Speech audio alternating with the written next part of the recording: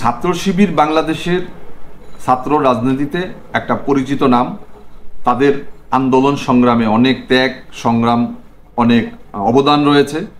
ছাত্র শিবির শুধুমাত্র এবছরই যে ঢাকা বিশ্ববিদ্যালয় কমিটি দিয়েছে এমন নয়, প্রতি বছরই তাদের ঢাকা বিশ্ববিদ্যালয় কমিটি তারা দেন। এবছরও তাদের একটি অংশ। তারা এত বছর যাবৎ এই ঢাকা বিশ্ববিদ্যালয়ে প্রত্যক্ষভাবে তারা কাজ করতে পারে নাই। এটা আওয়ামী লীগ সহ বিভিন্ন ছাত্র সংগঠনের যেই অনৈতিক, অযৌক্তিক এবং একটা অন্যায় আবদারের কারণে ছাত্র শিবিরকে আপনারা দেখেছেন যে আবরার ফাহাদকে কিভাবে হত্যা করা হয়েছিল। তার বিরুদ্ধে অভিযোগ ছিল যে আবরার ফাহাদ শিবির করে।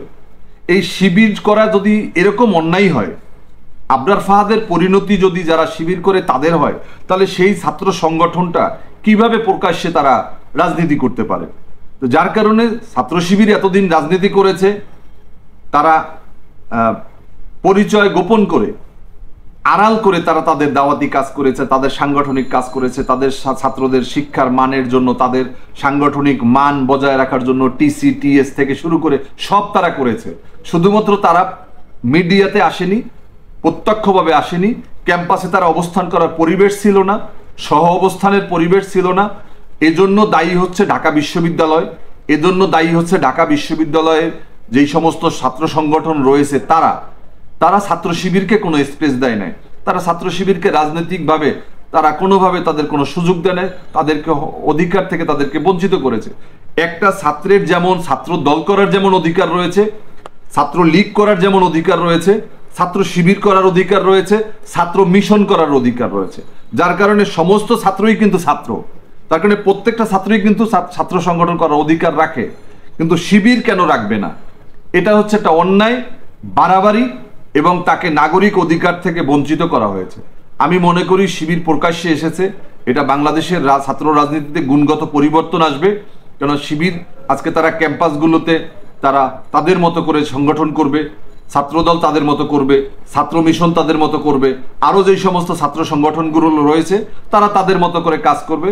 তারা ছাত্রদেরকে তাদের কর্ম দিয়ে, তাদের কর্মসূচি দিয়ে, তাদের দাবি দেওয়া দিয়ে, তাদের স্বার্থে ভূমিকা রেখে তারপর ছাত্রদেরকে তারা একত্র করবে, ঐক্যবদ্ধ করবে। এটাই হওয়া উচিত। এটাই হলে আমরা মনে করি যে তাহলেই আমাদের রাজনীতি একটা সুস্থ ধারায় ফিরে যাবে। জাতীয় রাজনীতির সিঁড়ি হচ্ছে ছাত্র রাজনীতি।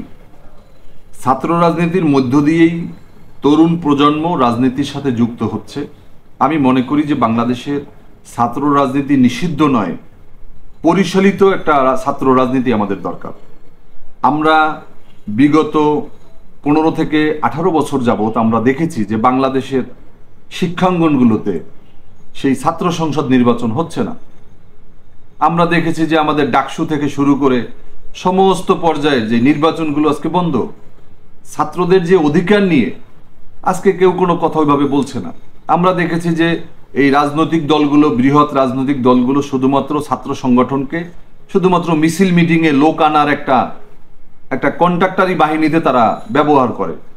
কিন্তু তারা কিন্তু ছাত্রদের যে বিরাজমান সমস্যা, আবাসন সংকট, পরিবহন সংকট, ডাইনিং সংকট, আবাসিক হলের সংকট, ছাত্রদের যেই শিক্ষা সামগ্রীর যে দাম বাড়ানো, কাগজ কালি থেকে শুরু করে ভর্তি বা শিক্ষার বাণিজ্যিকরণ, তাদের সেশন চার্জ, তাদের ফি, পরীক্ষার ফি, পরীক্ষার যেই জট, এগুলো নিয়ে তারা কিন্তু কেউ কোনো কথা বলছে না।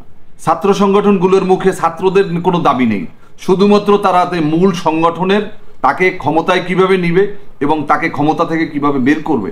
এই জাতীয় রাজনীতির কাজগুলো যখন ছাত্রদেরকে দিয়ে করানো হয় তখন ছাত্র রাজনীতি অসুস্থ হিসাবেই পরিগণিত হয়। আমি মনে করি যে আমাদের ছাত্র রাজনীতি, পরিশীলিত রাজনীতি, ছাত্র রাজনীতি দরকার। এবং যারা ছাত্র রাজনীতি নিষিদ্ধ করতে চান তাদের মতলব খারাপ, তারা রাজনীতির বিরুদ্ধে একটা শক্তি। আমি মনে করি যে সমস্ত মানুষের রাজনীতি করার অধিকার আছে, ছাত্রদেরও রাজনীতি করার অধিকার রয়েছে এবং এটা হবে ক্যাম্পাস ভিত্তিক। এটা থানায় থানায় কেন্দ্রিক না, এটা জেলা মহানগর কেন্দ্রিক না হয়ে শিক্ষা প্রতিষ্ঠান কেন্দ্রিক যদি ছাত্র রাজনীতি আমরা গড়ে তুলতে পারি তাহলে আমরা এটার সুফল ভোগ করব।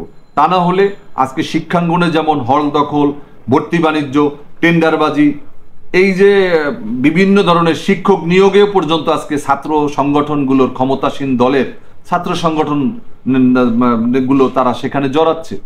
একজন শিক্ষক কে নিয়োগ করবে এটার ব্যাপারে তারা নাক গলাচ্ছে, একজন শিক্ষকের বদলির ব্যাপারে ছাত্র সংগঠন নাক গলাচ্ছে।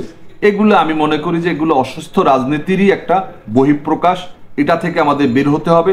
আমরা যেই পরিবর্তন চাই, আমরা যে সংস্কার চাই, এটাও তার একটা অংশ। যে ছাত্র রাজনীতিকে সত্যিকার অর্থে আমরা যদি প্রতি বছর আমাদের যে এই ডাকসু রাকসু চকসু থেকে শুরু করে এই জায়গাগুলো থেকে প্রতি বছর যদি একজন করে বিপি এক একটা ক্যাম্পাস থেকে বের হতো, তাহলে আমাদের নেতৃত্ব কিন্তু এত সংকট থাকতো না। আমরা কিন্তু আজকে ঢাকা বিশ্ববিদ্যালয়ের একমাত্র অনেক দিনের ভিতরে প্রায় 18 বছর 20 বছরের ভিতরে বোধহয় আমরা একজন শুধুমাত্র বিপি পেয়েছি, বিপি নুরুল হক নূরকে। এই 20 বছরে যদি 20টা নির্বাচন হতো বা 20 বছরে যদি 10টা নির্বাচন হতো, তাহলে তো আমরা 10টা ভিপি পেতাম, 10 জন জিএস পেতাম, 10 জন এজিএস পেতাম, এবং এরা চাকসু থেকে বের হতো, রাকসু থেকে বের হতো, এরকম সমস্ত পাবলিক ইউনিভার্সিটি থেকেই কিন্তু আমাদের বের হতো। এবার এরা বিভিন্ন জেলাতে নেতৃত্ব দিত, বিভিন্ন মহানগরে তারা নেতৃত্ব দিত। এই নেতৃত্ব বের না হওয়ার কারণে আজকে সন্ত্রাসীরা জায়গা করে নিচ্ছে। সন্ত্রাসীরা তার চাঁদাবাজরা তারা বিভিন্ন জায়গাতে গিয়ে তারা সভাপতি হচ্ছে, সেক্রেটারি হচ্ছে, মানুষকে ভয় ভীতি দেখিয়ে তারপর তাদের কাছ থেকে টাকা নিচ্ছে। আমি মনে করি যে অসুস্থ রাজনীতিকে সুস্থ ধারায় ফিরিয়ে আনার জন্য ছাত্র রাজনীতি অপরিহার্য, এবং এই ছাত্র রাজনীতিকে পরিচালিত করার জন্য জাতীয় রাজনীতি, জাতীয় নেতৃবৃন্দ, রাজনৈতিক দলসমূহ এবং শিক্ষা প্রতিষ্ঠানকে তার যে স্বাভাবিক প্রবাহ, স্বাভাবিক যে সংসদগুলো, ছাত্র সংসদগুলো, তাদেরকে ফিরিয়ে আনা উচিত।